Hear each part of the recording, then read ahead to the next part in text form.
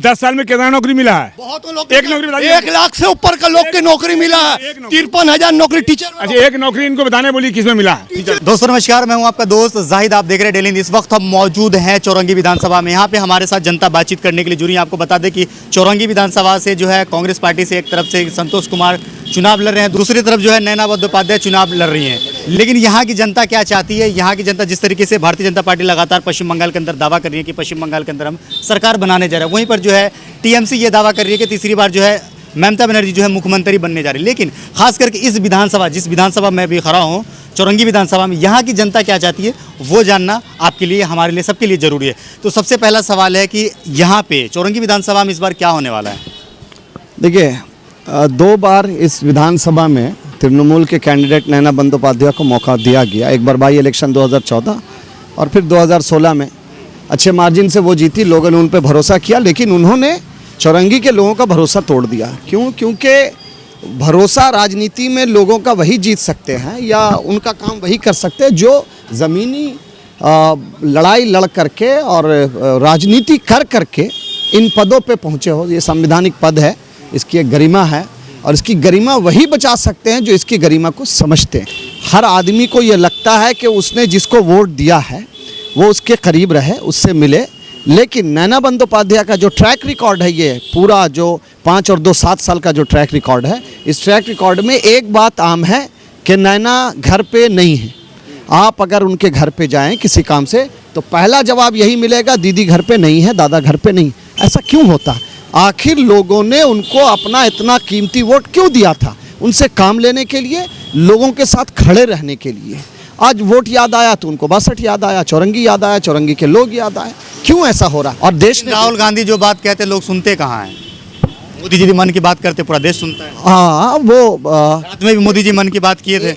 एक वक्त था, लेकिन आज हालात बदला है। आप देख लीजिएगा बंगाल के चुनाव में बीजेपी को लोगों ने, बंगाल के लोगों ने करारा जवाब दिया। अच्छा, और भी हम लोगों से जुड़ेंगे और जानने की कोशिश करें। क्या नाम है सर आपका? जी, मेरा नाम है मोहम्मद परवेज वारसी। मोहम्मद परवेज, आपके इस चौरंगी विधानसभा से क्या होने वाला है इस बार? वैसे तो बंगाल में चल रहा है कि खेला होगा। जी, मैं बगल वार्ड में रहता हूँ, 52 नंबर वार्ड। संतोष, मैं तो राजनीति करता नहीं हूँ, लेकिन संतोष फाटक एक ऐसी शख्सियत है जिनके बारे में हर आदमी कहता है कि बहुत अच्छा आदमी है, बहुत अच्छा आदमी। यहाँ तक कि दूसरे पार्टी करने वाले भी उसके बारे में बहुत तारीफ करते हैं। वो वाकई बहुत काम के आदमी है, दुख सुख के आदमी है। लेकिन जीतने से पहले तो हर नेता अच्छा ही होता है। नहीं, वो वाकई अच्छे आदमी है। ये दिल कहता है लोगों का, ये दिल कहता है, दिल कहता है सब लोगों का। जो दूसरे पार्टी करते, तृणमूल वगैरह भी करते, वो भी कहते कि आदमी बहुत अच्छा है। उनके किरदार के सामने में सामने वाले का किरदार कुछ भी नहीं है। वो इतने अच्छे आदमी हैं और हम चाहते हैं कि इंशाल्लाह उनको सब लोग उनको इस बार एमएलए बनाए। यहाँ पे मौजूदा वक्त की जो एमएलए हैं वो आती हैं आपसे, मतलब?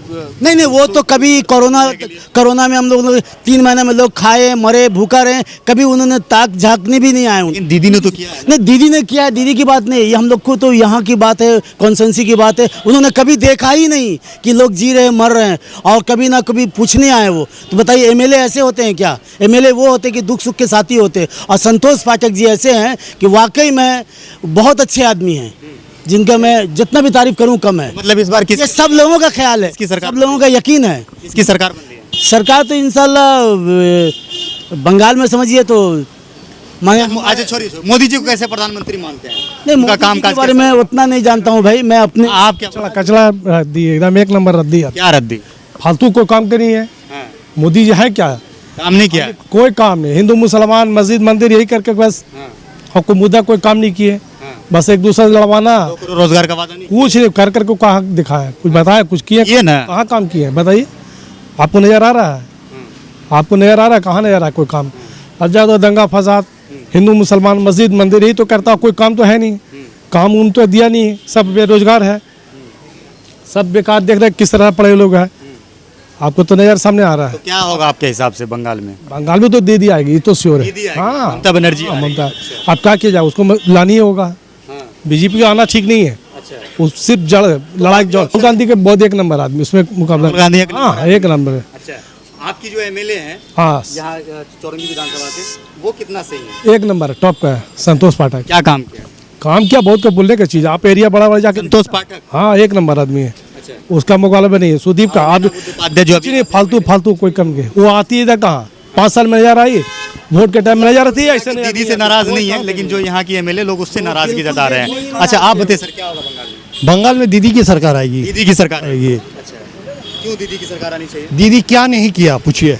क्या किया आप ये बहुत कुछ किया, रास्ता से लेके हॉस्पिटलाइज देखिए। आज पहले हॉस्पिटल, आज से 34 साल पहले जो वाम फंड जो हॉस्पिटल किया था, आज 10 साल में दीदी जो की है उसका मुकाबला आप जांच कर लीजिए खुद हॉस्पिटल में जाके। नए हॉस्पिटल का नाम बता दीजिए। बीजी हॉस्पिटल जाके देखिए, चितरंजन हॉस्पिटल का नाम बताइएगा। हाँ? नए हॉस्पिटल को ना पुराने हॉस्पिटल को रिनोवेट करके इतना अच्छा कर दिया कि आदमी उसमें जा रहा है। आज आदमी उसमें बेनिफिट पा रहा है। आदमी जाके देखिए, लाइन में खड़ा होकर आदमी तो बोलता है कि नहीं बहुत बढ़िया है। हमारा खुद एक आदमी ऑपरेशन कर रहा है लीवर का, वो फ्री ऑफ कॉस्ट में किया। ये दीदी का देन है और किसी का देन नहीं है। दीदी आज बंगाल में रहेगी और 10 साल रहेगी, 50 साल रहेगी, यहाँ का आदमी के लिए आज उन्नति हो। आपको लग रहा है कि दीदी बीजेपी को रोक पाएगी? 100% क्यों? सीपीएम का 23% वोट बीजेपी को गिरा है। ये बात आप सोचिए, सीपीएम को जो 27% वोट था वो कहाँ गया? वो तो दीदी की तरफ गया। वो तो दीदी की तरफ नहीं गया, वो गया सीधा बीजेपी की तरफ।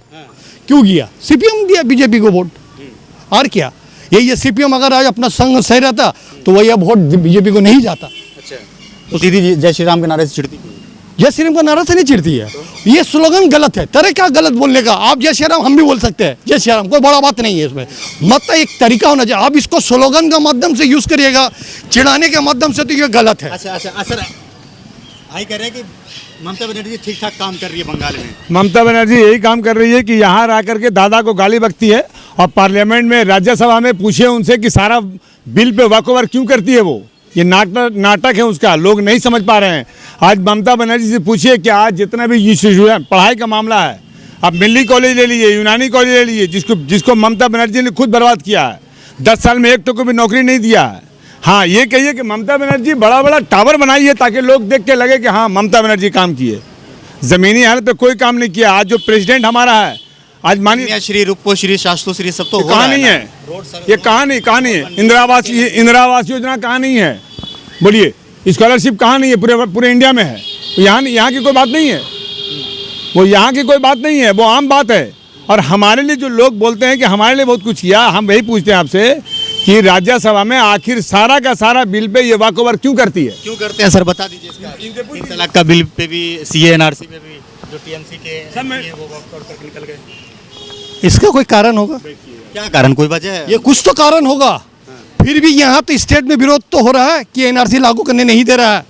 ये तो आज कांग्रेस का गलती का वजह से, जहाँ पे आज कांग्रेस के गलती जहाँ की वजह से पे बीजेपी आके खड़ी है पंचायत है वहाँ से हम हट गए। आज कांग्रेस के गलती से बीजेपी सेंट्रल में है। अगर कांग्रेस गलती नहीं करती तो आज बीजेपी सेंट्रल में नहीं आती। क्या गलती? बहुत से गलती आप उठा के देखिए ना, इतिहास आपको गवाह देगा। आप देखिए, इतिहास गवाह देगा। नहीं, वो बहुत से गलती है। हम आपको, आप तो हमसे आजाद नहीं थे, आप सब जगह इंटरव्यू ले। नहीं ना, हम क्यों बताएंगे, आपको मालूम है कांग्रेस क्या नहीं गलती किया है। बताइए ना। हर जगह 2G स्पेक्ट्रम से लेकर हर चीज में, कोयला घोटाला था, हर चीज में कांग्रेस ने किया। इसका फायदा उठाया कौन? बीजेपी। इसका फायदा उठाया बीजेपी। आज ये सब घोटाला नहीं होता, बीजेपी फायदा नहीं उठा पाती।